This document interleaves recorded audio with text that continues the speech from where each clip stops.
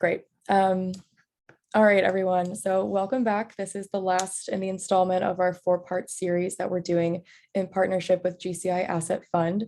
We'll do a quick recap of everything that we've learned over the last couple of weeks, and then we'll end with, why should you really consider Alto when choosing a self-directed IRA custodian? And also David Smith here from GCI Asset Fund is going to give a closing argument for his opportunity for you all. So hopefully you've learned a lot, and hopefully stay in touch with all of you soon.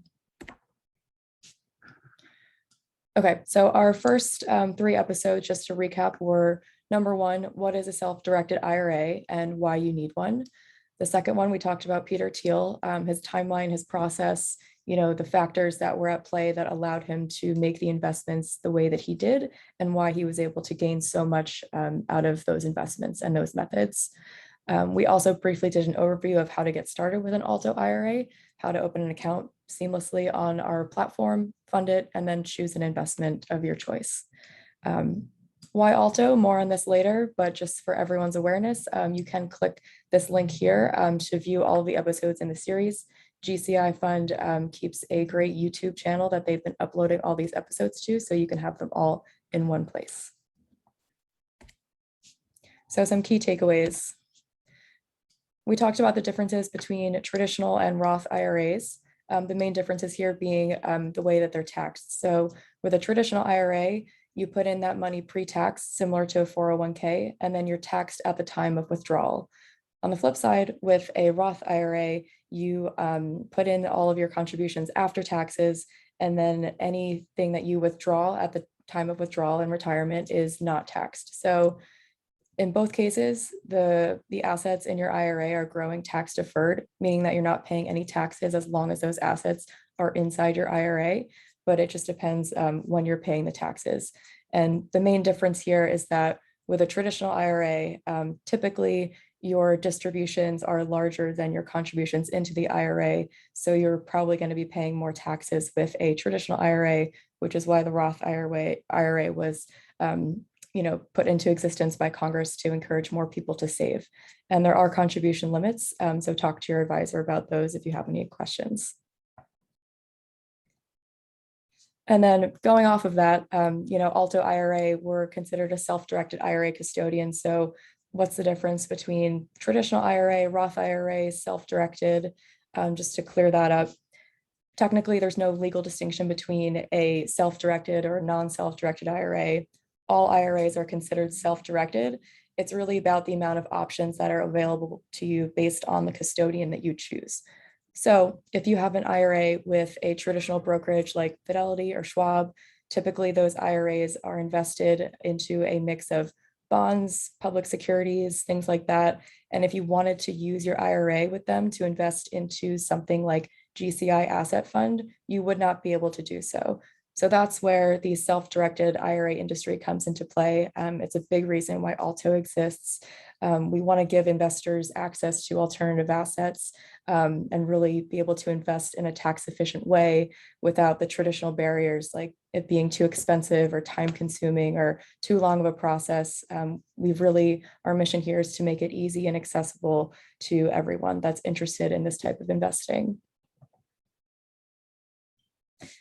And again, just to recap here, all IRAs, they're not created equally. They have some of the same rules and income limits and contribution limits. However, the big difference here, self-directed in the way that we're talking about it, is that you can invest into alternative assets. Then we talked about Peter Thiel. There has been a lot of buzz this summer around not just Peter Thiel, but a lot of other ultra high net worth individuals in the US that have IRAs worth, millions or billions of dollars in Peter Thiel's case. And, long story short, he was really made out to be a criminal when in fact he was just fully within the bounds of why these IRAs exist and, how you can use them to your advantage to invest in a way that makes sense for you. The mini history lesson here, we did a brief recap of the history of IRAs. Essentially, the IRA industry came into the fold in the 1970s. Eventually, the Roth IRA was created because Congress decided that not enough Americans were actually using IRAs to invest, so they created the Roth IRA to make it more attractive to people that were looking for ways to use their money wisely and invest in a tax efficient way. And so Peter Thiel, it's really amazing here. He started with $1,700. So while his IRA is now worth billions of dollars, it's important to note that he started with just $1,700. And a lot of the partners that Alto works with have investment minimums. They could be as low as $50. Some are higher. Like I think GCI Asset Fund has a minimum investment of $10,000. But regardless, all investors start somewhere. And a big takeaway, that a big reason why our founder started Alto is that he firmly believes that we should all have the ability and access to these types of investment opportunities. So we're really leveling the playing field here and putting the power back in people's hands to invest the way that they want to. We also briefly talked about how to open your Alto-IRA account. Super easy. I think it took about 7 minutes on the last video. So you go to our website, altoira.com, you click the sign up button in the top right corner. You choose the type of account you want. The great thing is we support traditional Roth and SEP IRAs. You fund your account either with a direct cash contribution or a rollover from an existing custodian. And we do support transfers from basically all the custodians in the market. And we have a transfers team that's dedicated to getting that money in your account as seamlessly and efficiently as possible. And the thing to note here is that you don't have to roll over your entire IRA. You can roll over a portion. So let's say you want to invest $10,000 into GCI. You can open your Alto account, transfer $10,000 from an existing IRA or 401k that you have, and then invest directly from Alto into GCI. You don't have to transfer everything over. You're allowed to have multiple retirement accounts. It's again, a big reason why we exist. And then from there, the transfer process and the investment process is seamless, and then Alto takes over the direction of investment for you, and we complete the investment on our platform. So the last part here, why have we been doing this series with GCI? Why have we decided to partner with them? Why have they decided to partner with us? I think there are a lot of things to consider when you are interested in selecting a self-directed IRA custodian. There are a lot out there in the market, and it's important to do your own research. There's different types of fees, there's levels of service, there's app availability, there's customer service rankings. There's a lot to consider when looking at a self-directed custodian, but the big things that stand out for Alto are our pricing, which is extremely straightforward, and it's one of the lowest in the industry. We have 2 different pricing tiers. It's either $10 a month for a standard IRA or $25 a month. And with both options, you have the ability to prepay for the whole year, and you get 2 months free. And the best part is that there's no account setup fee. There's no extra additional setup fee. It's just the annual administration fee. And then beyond that, we just have either $10 per investment or $50 per investment, depending on the type of platform partner that you are investing with. So extremely straightforward, no hidden fees, and just we've tried to make it as easy as possible, and like no surprises with the pricing for our products. The next thing I want to talk about is the partners that we work with. I've been at Alto for 3.5 months now. When I started, I think I was employee number 50, and now we have over 100 employees, only 3 months later. And we also have more than 50 partners that we're working with, and those are the listed partners. We also have a variety of non-listed partners on our website, and the list is growing every month. And we're so excited to be able to offer so many opportunities across multiple asset classes to anyone that is interested. A lot of these opportunities are available to accredited or non-accredited. There really is something for everyone on Alto IRA. And the great thing is that we're the only custodian that's really making a huge effort to work with our partners to educate audiences, not only about the variety of opportunities available to them, but also teach them about how to invest in a tax efficient way. So there's a lot of education happening. There's a lot of information being put out there in such a way that we're empowering investors to be able to do their own research and make informed decisions with their investment strategies and diversifying their portfolios. The last thing I want to point out is that our customer experience is truly top-notch.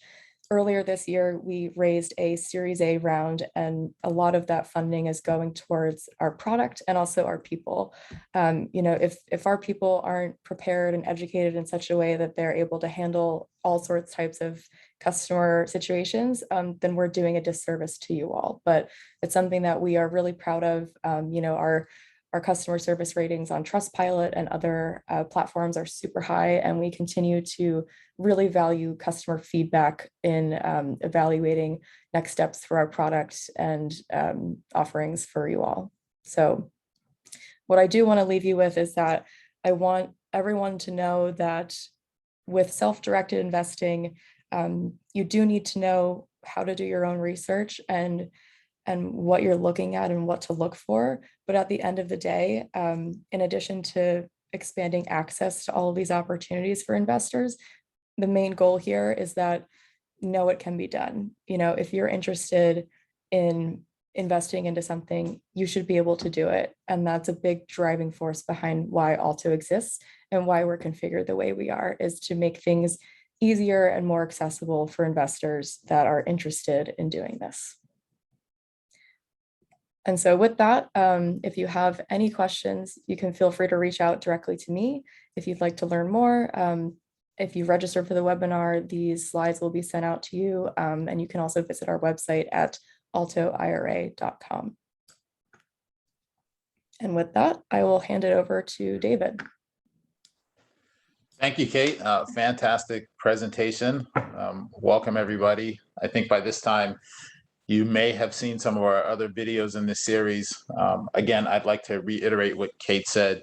The collaboration between Alto-IRA and Growth Centers International and GCI, from our perspective, has just been phenomenal. A lot of the same philosophy that went into starting Alto was the same philosophy that really is the driving force behind our business model, and we'll get into that. For those of you who don't know, I am one of the managing members of Growth Centers International. We are a real estate development firm, and we are playing within the cannabis space, although we're not necessarily a direct cannabis brand. And we'll get into that starting on the next slide. If you want to go, Kate. So for those of you who don't know, again, we are a real estate development fund, and our purpose is to develop high-tech, innovative real estate, lease it to small to mid-sized cannabis cultivators. And these are cultivators who typically don't have millions upon millions of dollars in CapEx to spend on infrastructure and facilities. So what I mean is this: we'll take, if you want to go back, Kate, we'll take a structure like this. So something like this, maybe it's about 300,000 square feet. By the time you account for common areas, hallways, bathroom, walkways, that type of thing, maybe you're down to 200,000 square feet. And we will actually provision what's called grow suites, which are individual suites ranging 5,000 to typically 10, 20,000 square feet that are leasable units to small to mid-sized cannabis cultivators. These facilities will come with what we call hardened infrastructure. So redundancy in terms of power, redundancy in terms of HVAC systems, all of the security, not only along the perimeter, which is fenced for the entire lot or the parcel, obviously upon entry, upon sections of the facility, and then into the individual grow suite. We're talking about protection versus climate change versus extreme weather events versus catastrophes. On the last slide, you saw it was inspired by the data center model. And what we're doing is we're taking this infrastructure and really building it to a standard such that you're really de-risking the supply chain for the small to mid-sized cannabis cultivators. And you're allowing them to focus on their core business. Now somebody can come in, plug and play, take an OpEx model and focus on growing the plant. They don't have to be real estate developers. They don't have to be an expert in infrastructure and electrical HVAC systems, et cetera. So as was mentioned before, and as you can see here, we do sell what's called the picks and axes to this new quote unquote green rush. And the big thing for us, as we start bleeding into the next slide, Kate, we want to make that infrastructure available to everybody. So the same way that Kate mentioned, they want to make Alto's platform available to everybody with pricing, accessibility, et cetera. That's what we want to do. There are a couple of reasons we started this business. One of them, of course, we saw a market opportunity, but the other thing is philosophically, we really want to level the playing field and provide this access to infrastructure for everybody. We don't necessarily want to see the industry evolve, being the cannabis industry, evolve into something that's controlled by large, big conglomerates, and it kind of loses some of its craft individual elements. So by providing a real estate platform like this, not only do small and mid-sized cannabis cultivators get access to that infrastructure I mentioned before, but also in an OpEx model, now they're not having to impact their balance sheet in a negative fashion because they've dumped all this money into, real estate purchasing, all the development costs, construction costs, et cetera. Thereby, besides having access to the infrastructure, their balance sheet looks a lot better and they've got access to more affordable capital. So when we start talking about sustainability and helping create entrepreneurs and helping them succeed, these are all the things, all the metrics that go into making that a reality. And that's where we have what we call social equity. If you want to go on to the next slide, Kate. I'm not seeing exactly what, there we go. All right. So what we're doing today is we are seeking investors, and I want to give you an overview of the investment opportunity, and then we're going to break down what that means to you as an investor. So this investment offering with GCI, again, is available via Alto-IRA. You can roll over funds from 401ks, IRAs, other retirement plans. We are going to raise about $978,000 for what we call startup and pre-development capital. We'll take a parcel of land and we'll entitle it, get approvals all the way through the planning board. And then when it's ready to pull permits, then that's when we sell it off to another entity, separate LLC, separate LP, specifically for that parcel. They'll go vertical with it. And then GCI will go entitle future projects in other states. We got Michigan coming up, Virginia, Nevada, Oregon. We'll just continue to proliferate throughout the country. As Kate mentioned, our minimum investment is 10,000 units or $10,000. And what we're getting, or what we're providing for that in terms of an ROI, is a 12% preferred return. And the details of that return are going to be explicitly spelled out within the private placement memorandum. There's a full prospectus, subscription agreement, and operating agreement that's available. But let's tell you what you get for your 12%. If you want to go to the next slide, Kate. So as an investor, there are a couple of things. If you want to go back one slide, Kate, I know we usually skip over this, but so as an investor, when we start talking about value, it's not always a monetary value, okay? There are different things where we're seeing the market demand. People are demanding, obviously, a return. They're considering risk, and they're also considering impact. So where's my investment going? What is it supporting? Does that support align with my core values? Within alternative investment, just like traditional investment, there's a wide spectrum of, I'll say, volatility and risk variables. For us, we really believe in the fundamentals. We are excited about the explosive growth of cannabis. Our approach is maybe a bit more pragmatic in terms of the fundamentals and investing in real estate. So that 12%, that's where that's going into, a fundamentally sound real estate investment. And if you want to fast forward, Kate, to the next slide. The other thing is we're providing a recession-proof investment to an extent, and we'll get into that.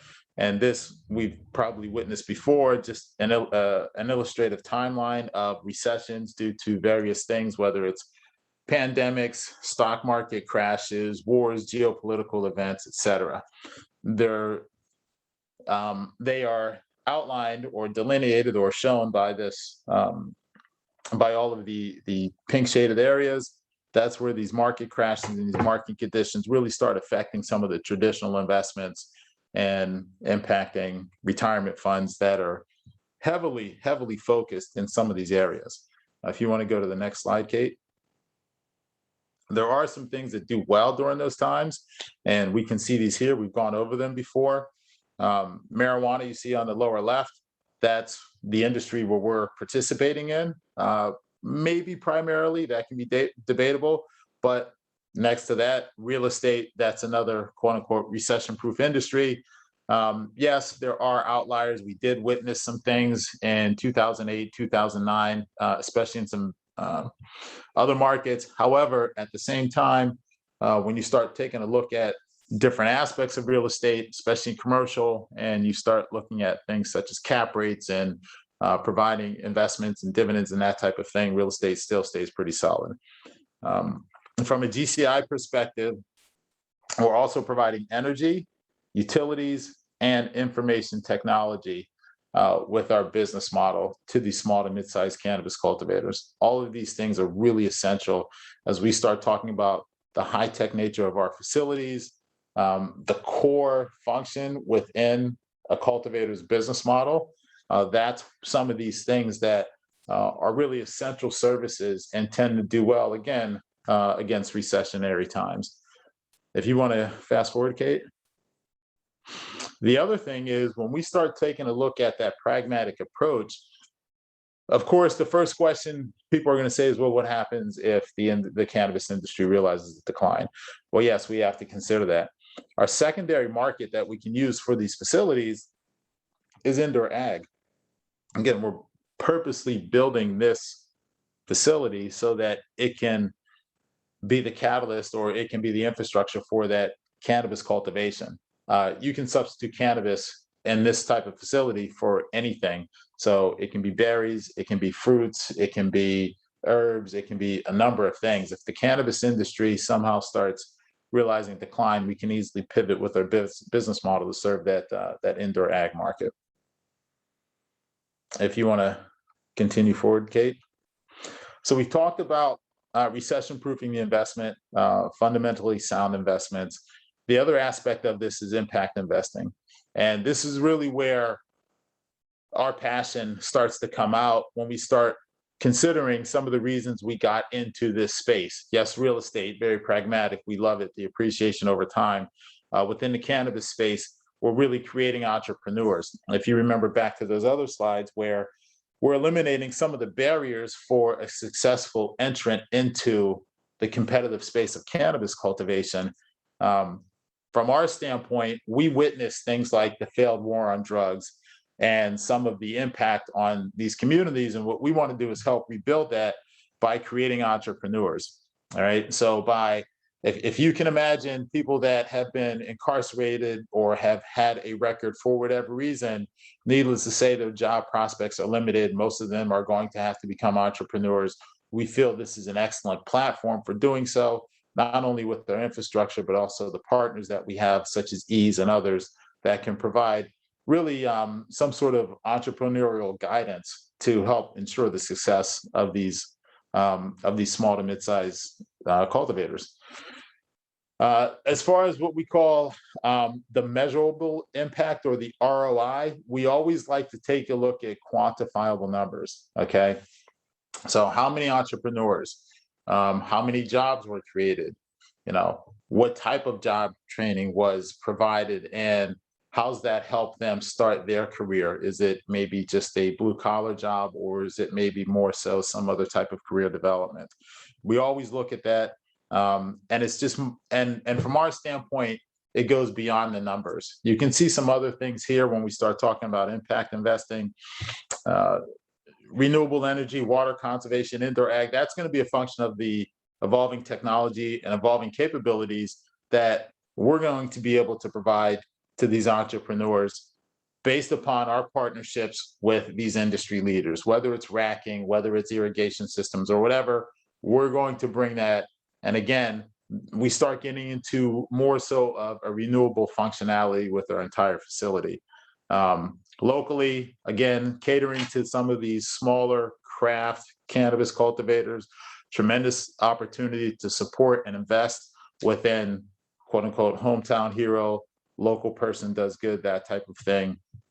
And we're also at the same time eradicating this whole stigma of cannabis, which really, I think that was the propaganda machine to really facilitate this failed quote unquote war on drugs. And we can spend hours going into the reason and the genesis behind that. But we want to take cannabis from this mindset of, all right, here's a facility and maybe we've got, we don't have 24/7 security and, maybe there's other concerns. And, we want to take that whole model and move it forward to a new day to where we're designing standards. We're designing buildings to standards of international compliance, of redundancy, of business critical, mission critical systems, and bring all of that technology to the cannabis space. And then finally, wherever our developments are, we see that as an opportunity to go beyond the cannabis space when we start talking about impact. So if we're coming to a local community, maybe that has been impacted by, again, the failed war on drugs, now we're creating opportunities for design, we're creating opportunities for marketing, we're creating opportunities in tech with QR coding, blockchain, that type of thing. Whether or not you touch the plant, whether you touch the plant or not, there's a lot of opportunity that we can bring with this real estate platform in order to develop highly skilled careers within that community.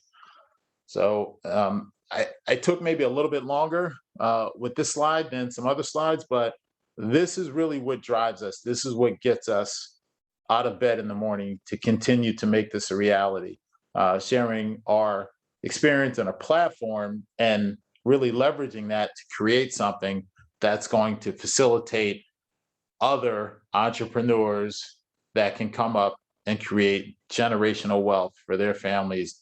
And again, continue this snowball effect and be the catalyst for that change. I don't know. Is there another slide, Kate? I think that's. So yeah, that's it. We're at the last slide of this presentation, but I know, I've definitely learned a whole lot from the whole series here and really happy to be partnering with you guys. Yes, we are too, definitely. If anybody's got any questions, we've got this whole series on our YouTube channel at GCI Fund. There's also going to be a link going out with Alto as well, where all the content is going to be laid out. Again, if there's any questions, you can always visit our website at GCI Asset with an S at the end .com or invest at GCI Asset Fund .com.